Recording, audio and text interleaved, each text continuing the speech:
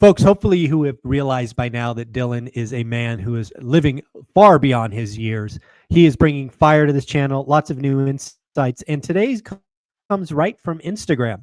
Dylan put out a post that said, and I quote, 93% of people are playing the game of life wrong. These are the kind of posts that get me interested, get me thinking, and really want me to have a conversation, Dylan. So, what are you talking about? How can 93% of people be playing the game of life wrong? That seems crazy to me. Yeah. I just think people look at life through a lens, and I say this through a lens of like talking to a former version of myself, but I would say 93% of people, most people, if we just want to generalize it, most people are looking at things through a black and white lens. It's either this or Ah, that. I win, you lose, you win, I lose. And I don't think, even in just opinions, I don't think things in life are as black and white as we make them seem. I think a mm, lot of times there's this great grayscale.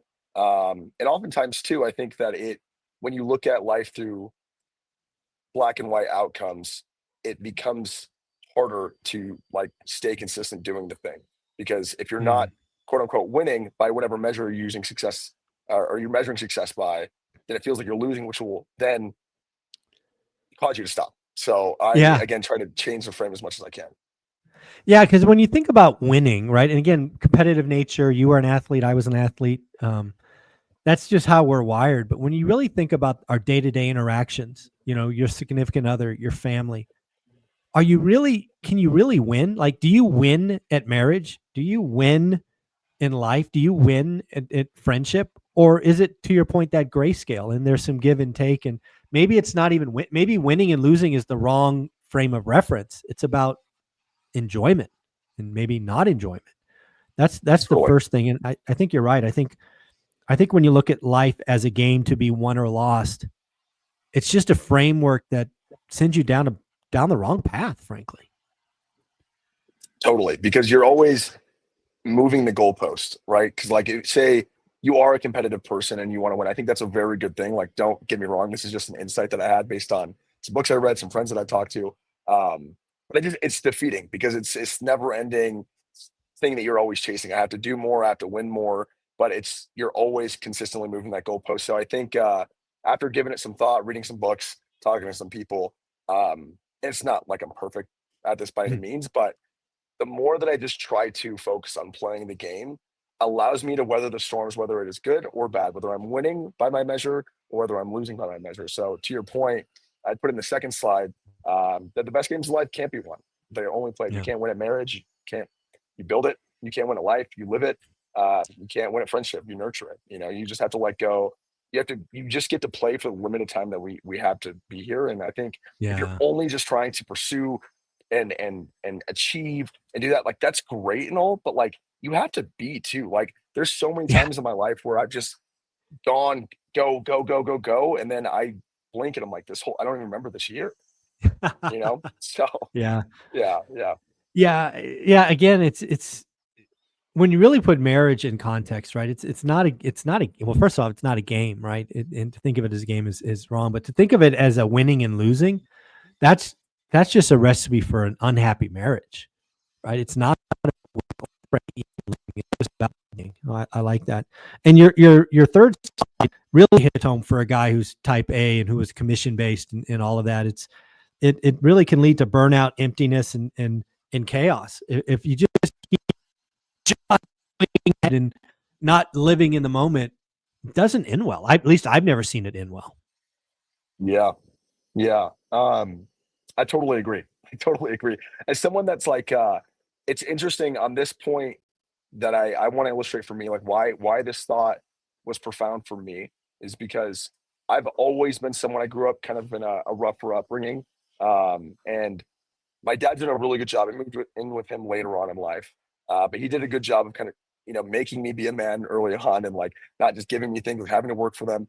But my whole life, and then getting into college, get for wrestling and stuff, I've always ran away from pain, which is a really, really good motivator. Like it works. Like running away Oh from the yeah. cat is really good. But I think eventually that for sure leads to burnout. And I think we have to equally run towards the cheese if we're the rat in this case. And I think if we can learn to run towards the cheese a little bit more and change the fuel source that we're deriving our energy from, I think it leads to a lot better of an experience. And part of that is like deciding what your cheese is, right? So for Yeah. me now that I'm trying to do is like, okay, what games do I want to play? And how Yeah. do I want to play them? Because either A, I'm playing the wrong game, or two, I'm playing the wrong way. And so I Mm. think that I'm playing the right game now, but I think I was just playing by the wrong rules, which is win or lose, which is now I'm just trying to play to play. Yeah. And again, that's the point of slide 3. The people who play to play just do it consistency, fulfillment, peace. And that's just, it's a much more enjoyable being, right? Existence. And we all exist, right? And instead of being stressed out, burned out, kind of, on fire, you're just in the moment. And that is a far better place to be. Totally. Yeah. Totally. Yeah, the next one really is where it gets me, and it gets me because I'm roughly 3 decades older than you, and that is we think we have unlimited time, and we just don't, man. We don't have unlimited time. Yeah. Yeah. And it's I think this is why I enjoy talking to people that are a lot older, wiser, and more mature than me, whether in business or in life, um, because it puts a lot into perspective for me. I think last year, which is a tough year for me, like I had fractured my L1 and L2 skiing. I was being reckless. I couldn't walk for a few weeks. I got my car totaled by some 18-year-old kid. So I had a couple like really intense experiences last year. And then I had read a book or more as kind of skimmed a book called The Five Different Types of Wealth.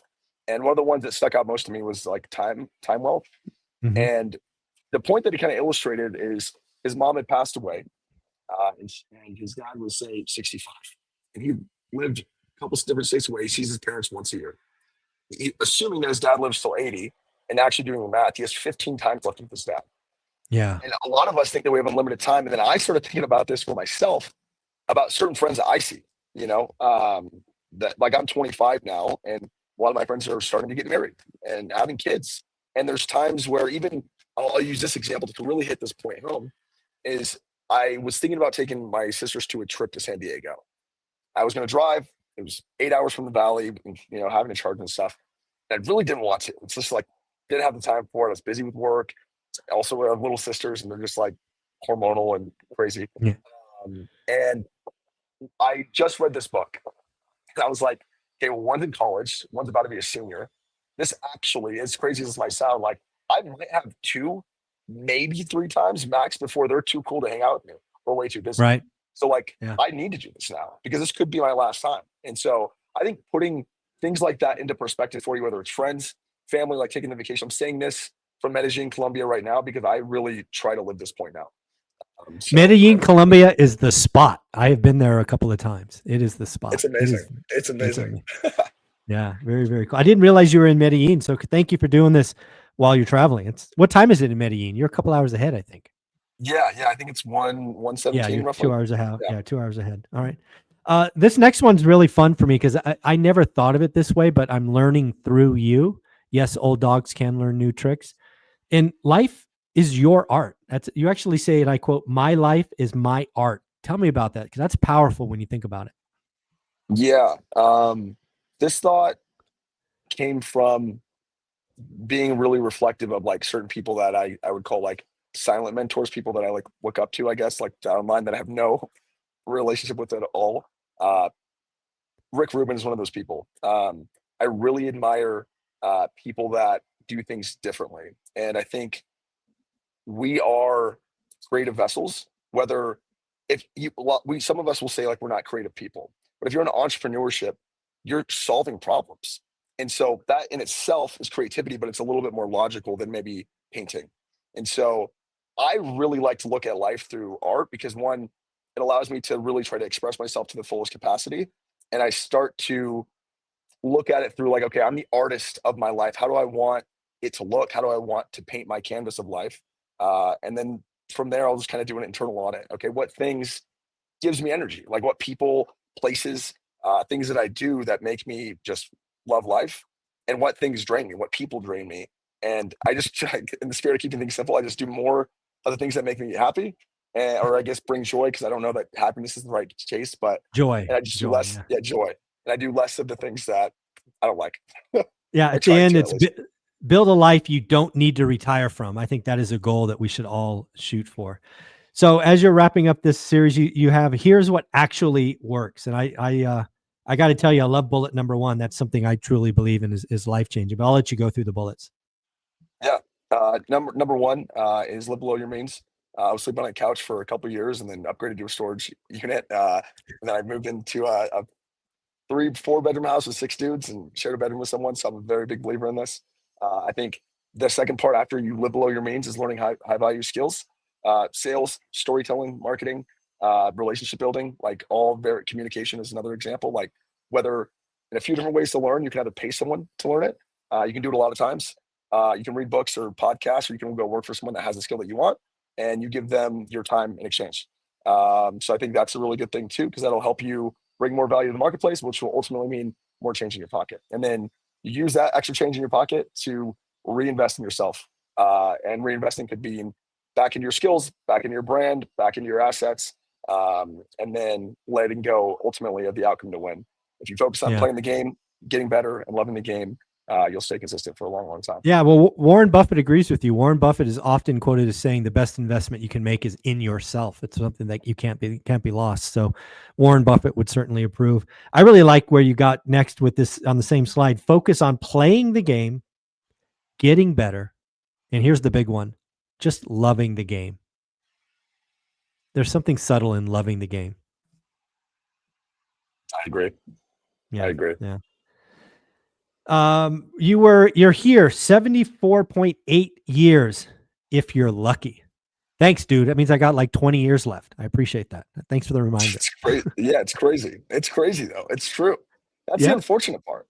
Is like I think most of us, and I think maybe it's different for you. I mean, and I know this is you're kind of interviewing me, but I'm curious for you. I mean, how is Yeah. your perspective, being a few decades older than me, like Yeah. change as you gotten older with in regards to time and things that you choose to do?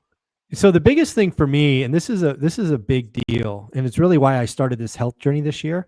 Because when you look at a number like this, the average person is 74.8, that's not the number that matters to me. The number that matters to me is how healthy you are. Because I've Yeah, been lucky enough to travel in circles that very few can. And I could tell you probably 80% of the people that are paying these trips can't enjoy them, or at least can't enjoy them like I would want to. They can't even get off the ship. I did a Viking cruise with 99 millionaires, right? There's like 45 cabins, 99 people total, right? Crazy ass cruise.